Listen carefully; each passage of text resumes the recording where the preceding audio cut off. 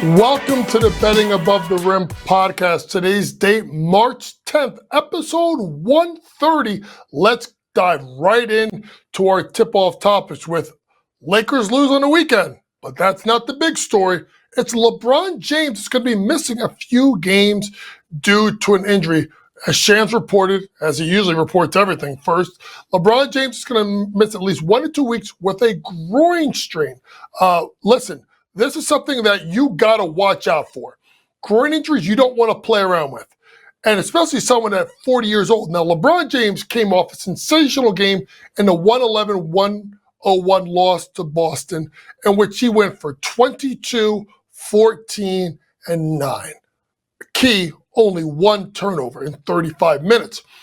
But you got to really take your time with this injury, folks. I don't think people understand a groin injury, even though it's minor, can really become a major problem. So how does this impact you? How does this impact the Lakers?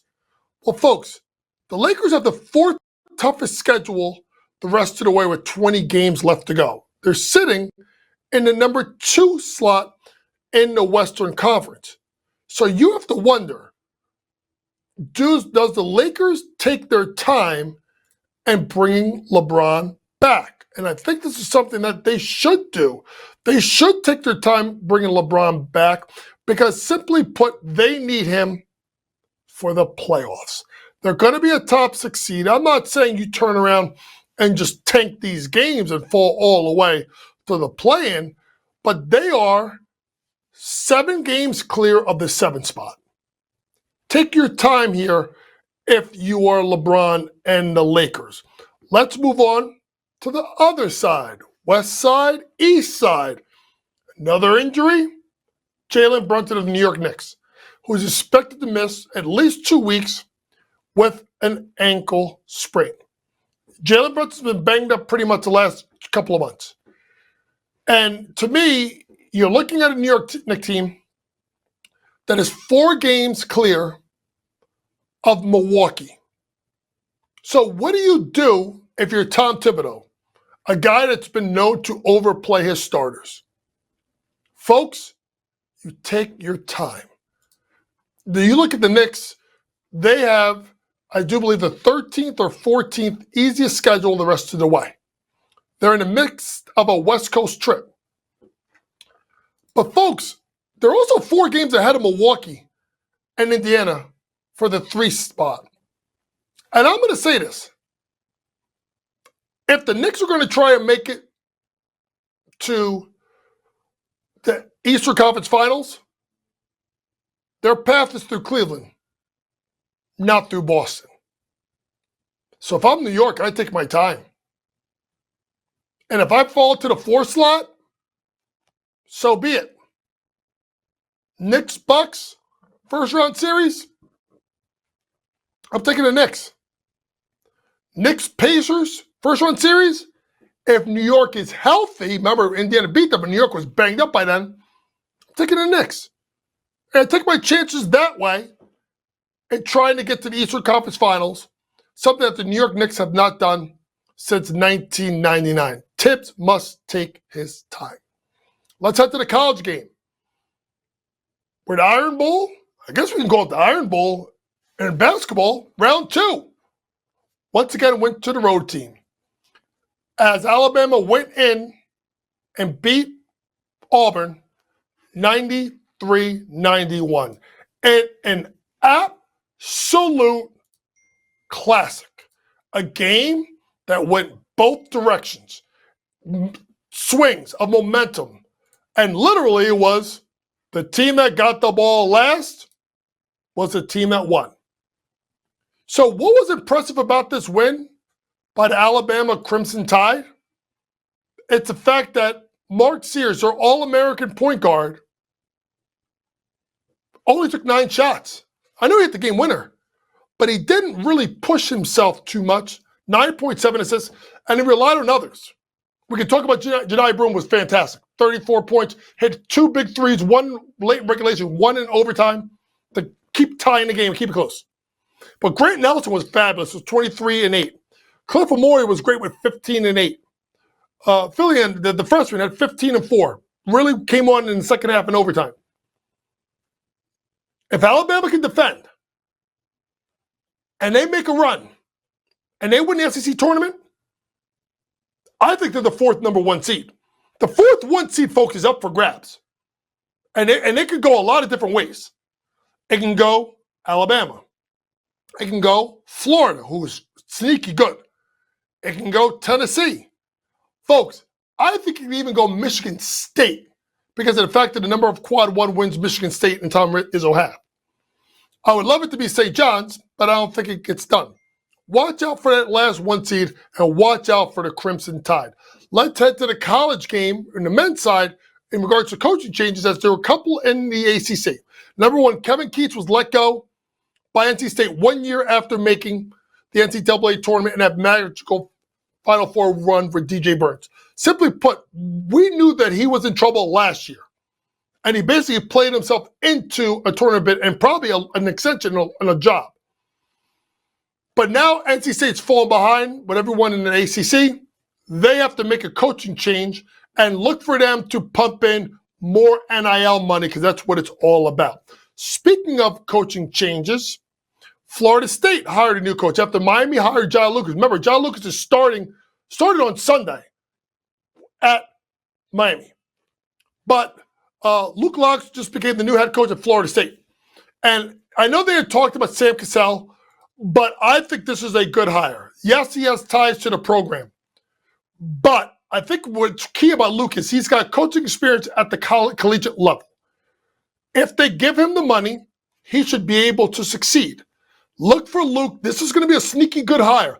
Look for Luke to do a really, really good job with Florida State. Let's head to the women's side, as a lot of the women's major college tournaments have taken place because they want to end their tournaments before the men. So South Carolina wins in convincing fashion over Texas to win the SEC tournament and probably stamps itself as the number one overall seed in the NCAA women's tournament. What a job by Dawn Staley. Let's see what they happen, especially with the fact that having Malaysia Fulawali. Put her in the starting lineup. Let the girl cook. That girl is a difference maker. UCLA, we've talked about this, folks. It's hard to beat a team 3 times. Corey Close, Lauren Betts, Kiki Rice, they got their revenge after losing twice to USC in the regular season. They go out and they win the Big Ten tournament, probably going to be a number one seed as well. Duke takes out NC State to win the ACC title. Why is it of significance to me? For a conference that did not have a lot of black head coaches on the women's side, they've gone back to back to back. Black head coaches. Kenny Brooks, Virginia Tech, Coach Ivey, Notre Dame, Carol Lawson, Duke. Shout out to that league for what they did, and shout out to Duke for winning the ACC. But you know where I'm ending with. I'm ending with my team, the TCU Horned Frogs. I told y'all before the season they were going to win the Big 12. And dang it, they did it. Congrats to Mark Campbell, Chavi Lopez, star players Sedona Prince, and Haley Van Lith. An unbelievable game and a win versus Baylor. Folks, this team was last in the Big 12 2 years ago. Mark Campbell should be National Coach of the Year, and what a job by TCU. Should be a 2 seed in the women's tournament. Coming up next, we'll get into our award tour. We'll look at odds to win all the major conferences, the Big 4 and the Big East, as we talk about where you can win and where their value. We'll be back with our award tour after this commercial break.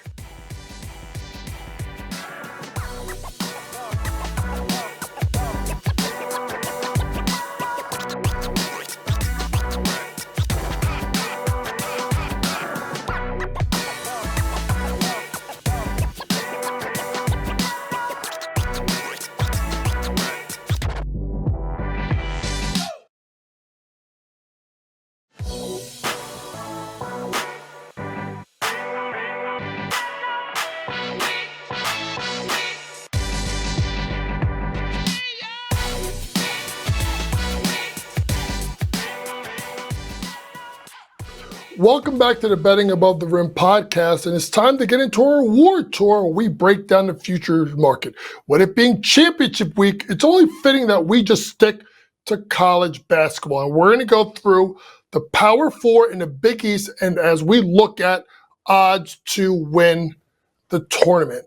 We'll start in the ACC, where Duke is a heavy favorite at minus 340, Louisville at 6.5 to 1, Clemson 7 to 1, Carolina, who needs basically to run the table and win the tournament, I think, or at least get to the finals, 28 to 1. And then after that, SMU 65 to 1, we don't even need to go there. So where do we look at, right? I mean, you could throw minus 340 on Duke. My concern with Duke is they've played so well for so long. Like, when are they going to have a game where they don't play well, right? They also haven't been in a lot of tight games. So what happens there? So where do we look to possibly find value? You got to go to the bottom half of the bracket, and that's where you look. And to me, that's Louisville at 6.5 to 1. I know it's not a value play, but it's still 6.5 to 1. The job that Pat Kelsey's done at Louisville the first year has been fantastic. I think they have a way that they can get through. I think they can get by Clemson and then get themselves to the final. I'm not comfortable laying minus 340. If you're laying minus 340, you got to lay big numbers here. You got to lay a big number here to do anything worth a profit. Cooper Flagg's been fantastic. What a performance over the weekend by him, particularly defensively in the second half. But if I'm going to put any money down, 6.5 on Louisville to win the ACC. Let's head to the Big East, where St. John's is a plus 140, Creighton at plus 390, plus 450 for Connecticut, 6 to 1 for Marquette, 10 to 1 for Xavier. Big week for Xavier, as Xavier, to me, is squarely on the bubble, and I think they need to do a little bit of damage in the tournament. Xavier is the 4 seed. Villanova is 12 to 1, and this is where it gets interesting. I've been told he needs to win the conference tournament. I mean, all the games he's blown, Kyle Neptune needs to win the tournament. And I do think you could get one last run out of Villanova. If they win that 6-11 game, I think they could beat UConn. Remember, they had UConn down by 15 points at Gamble and then blew it, or at XL Center, and he blew it in the second half a couple weeks ago. So that could be a run there. But to me, it's a two-team race. It's St. John's. If there's a team that could pick them off and give them problems, I actually think it's Creighton. Because if Villanova were to take out Connecticut, which is possible, I don't know if they have how much legs they have left. Keep it at the top of the board. But I still think St. John's and Rick Pitino will win it. Watch out, Davion Smith is injured, may not play in the quarterfinal game. Let's head to the Big Ten. We're Sparty. What a job by Tom Izzo, 2.5 to 1. Favorites, Maryland, plus 440. Wisconsin, 6 to 1. Illinois, 6.5 to 1, along with Purdue. UCLA, 7.5 to 1. Michigan, 16 to 1, along with Oregon. And then you could go talk about everyone else later. So to me, when I look at this, is top of the draw, bottom of the draw. If it's top half, it's Michigan State, right? They played really well, and I love Izzo in any tight spot, especially in the month of March. If you're looking bottom half of the draw, I like Purdue. Now, I will say I'm a little nervous about Purdue, possible second round versus Rutgers. I know they just beat them by 30, but Rutgers has so much firepower with Bailey and Harper, but I think Purdue gets by them. And that's where it gets interesting, because I think Michigan is really not playing well. And you look at Smith and Lawyer and Kaufman-Wren. They have experience, and an experienced coach with Matt Painter. I could see them going by Michigan 6-3, and I would take Purdue over Maryland in a 6-2 semifinal. So Big Ten, Michigan State, if you want to play the team with a little bit more value, I wouldn't blame you at 6.5 to 1 to Purdue. I think they're going to find a way to make their way to the final. Let's head to the Big 12, where one of the best teams in the country, Houston, plus 105, Texas Tech, plus 390, 6 to 1 for Iowa State, 7.5 to 1 for Arizona, 12 to 1 for Kansas.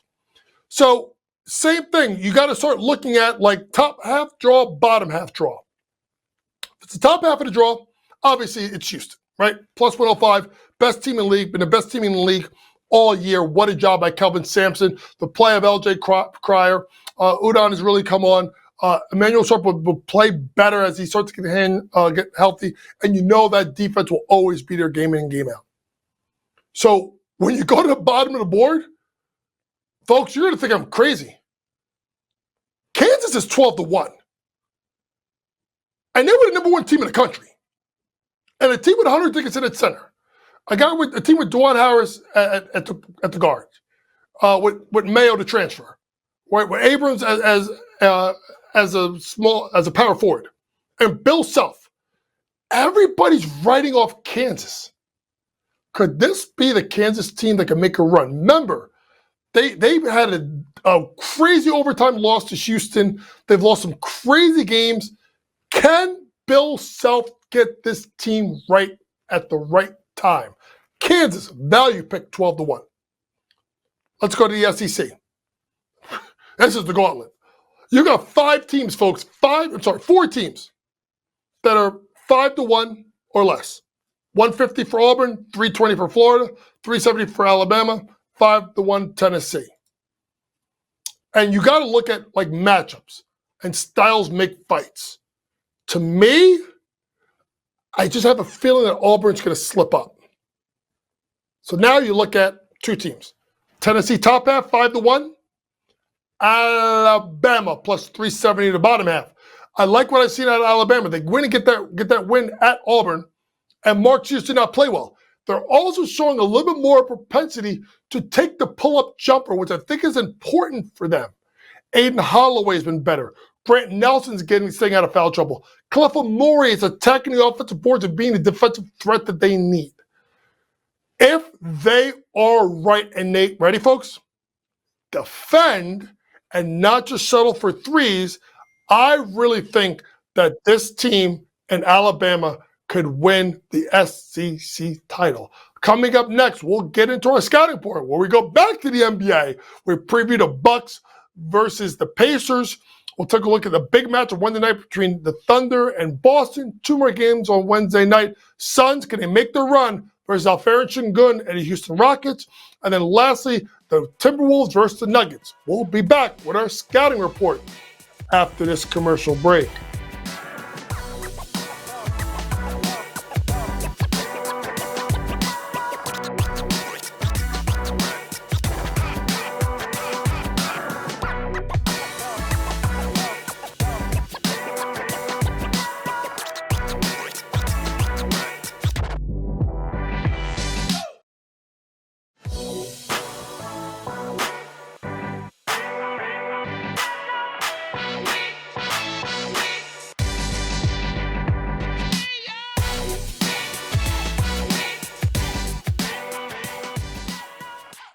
Welcome back to Betting Above the Rim podcast, episode 130, and it's time to get into our scouting report as we preview the top games in the NBA.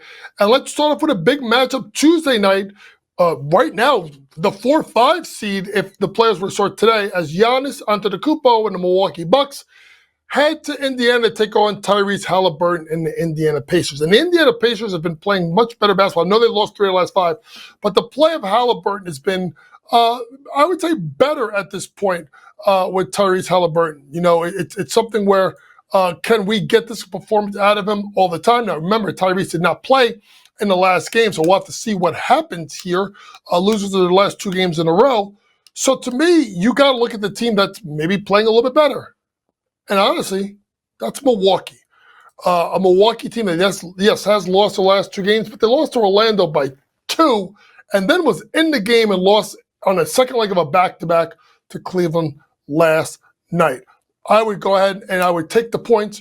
It may be a money line play. Let's see, because they could be favored depending on what's going on with Halliburton. Let's take a look at, obviously, the Bucks to get the win on the road. Now to the heavyweight matchup. OKC, Boston, Wednesday night, TD Bank Garden, which I fully expect to be the NBA championship preview. So you look at these teams, right?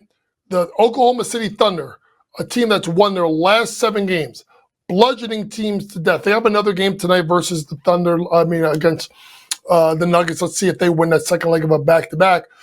Versus a Boston Celtics team that has won a bunch of games and not lost much after losing to Cleveland. They've won 5 games in a row. Here's the crazy thing, folks. Could Boston be underdogs in their own building? It shouldn't be. But the spread's going to be really, really tight. I'm going to go ahead and say that Boston ends Oklahoma City's winning streak. I think it's going to be a very big game for the Boston Celtics. You got to figure that after that game, they got to head out and play 2 games, Miami and Brooklyn on the road. Big game, big matchup. Give me the Celtics at home to stop the winning streak for the Thunder. Another big game Wednesday night with playoff implications is Phoenix at Houston. Now, Phoenix, listen, they won their last game. They're 1 game out of the loss column because, and let's be honest, folks, they're going to pass Sacramento. And poor Jason Kidd on what's going on with this team and the injuries. But Phoenix is going to find their way into the play. And I don't know if they make the playoffs. And against the Houston Rockets team that I went on this network and said last week that they were going to win the Southwest Division. They're 1 game behind Memphis. I do like Alperen Şengün to get the win and the cover. I know they got injuries, including to Amen Thompson and Reed Shepard, but I do like them to go ahead and get the win and the cover. Last matchup, Minnesota, Denver. Sneaky good matchup. Why? Because the Timberwolves have rolled off 5 straight wins, and they're playing the best basketball I think they have of all season.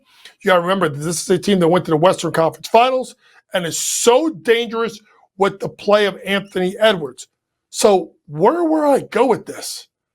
I think that this game will be so intriguing. We won't know the injury reports for either teams until close to the game. But I got a feeling here that I'm going to go with Minnesota to get an upset at Denver. Let's hit to our buzzer beater. And man, there was some beef last week between Charles Barkley and Kendrick Perkins. And Charles Barkley basically brought up with the whole debate between Jordan and LeBron, calling them both the GOATs, basically their era, and basically talking about the fools at ESPN, somewhere he's going to be working for, and kind of talking about Kendrick Perkins and the fact that all they care about are the Lakers and the Warriors. Charles isn't wrong. I mean, you got Brian Windhorst as basically LeBron's lackey, right? Everything's about LeBron there, but also everything's about Steph. Here's the problem with what Charles said. It's not that he said it. It's when he said it. If this was before the trade deadline and before Jimmy Butler got to Golden State and before Luka got to the Lakers and those teams were struggling, perfect opportunity to say it. He said it a little bit too late, but it doesn't mean he wasn't right. This has been your Betting Above the Rim podcast for March 10th. For all things sports gambling, go download that Sports Grid app. Pre-game, in-game, post-game, props, predictions, and more from the very best in the sports gambling industry and the home for my scouting reports daily. For my producer, Matty George, Vinny, who does a great job with the graphics. Thanks for listening, folks. And remember, it's smarter to be on Sports Grid. Good night.